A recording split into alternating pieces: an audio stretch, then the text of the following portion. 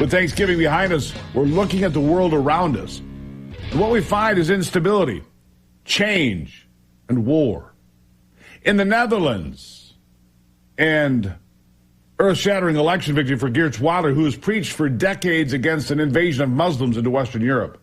He's also poised to tear down the Green New Deal and put an end to the forced destruction of Dutch farms and agriculture under ill-advised climate deals forced by the EU and World Health Organization, among others, shilling for the far-left agenda. Just days before Wilder claimed his historic victory, voters in Argentina rejected socialism across the board, too, ejecting those on the left and electing a man often compared to Donald Trump, Javier Milei, another far-right leader intent on destroying the shift left. And in Brazil, tens of thousands in the streets demanding more nationalism. Nationalism is on the move here, around the globe. And here at home, Donald Trump also leading in the polls across the country. Democrats in a full-blown panic in many circles with less than 1 year to go. On the world stage, all eyes remain on Israel and the war in Gaza, where the Hamas terrorists have released a few dozen of the hostages they took when they brutally murdered, raped, and defiled more than 1,400 mostly unarmed civilians. That happened, of course, on October the 7th. Among the hostages released, a 4-year-old girl, Abigail Edan, whose parents were murdered in front of her that day.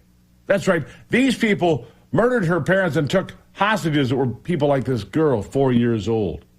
Another hostage released, a 9-year-old Irish-Israeli girl, Emily Hand, whose family thought she was dead.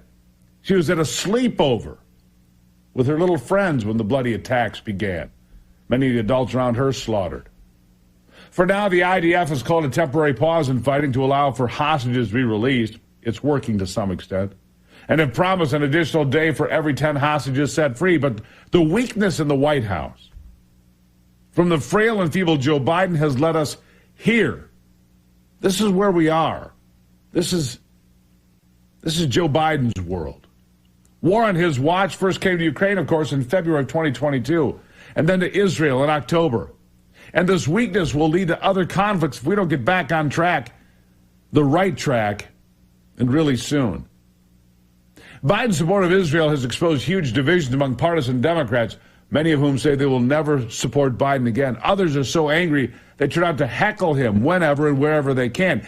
It happened again when so-called Free Palestine activists shouted Biden down at the lighting of the Christmas tree on Nantucket over the weekend. This, like I've been telling you since it began, is the Democrats' holy war. The holy war that could tear the party apart once and for all. Yet Joe Biden shuffled out on stage after a few more hostages were released on Sunday, but this is not over. And the far left is rejecting his messages of supporting Israel.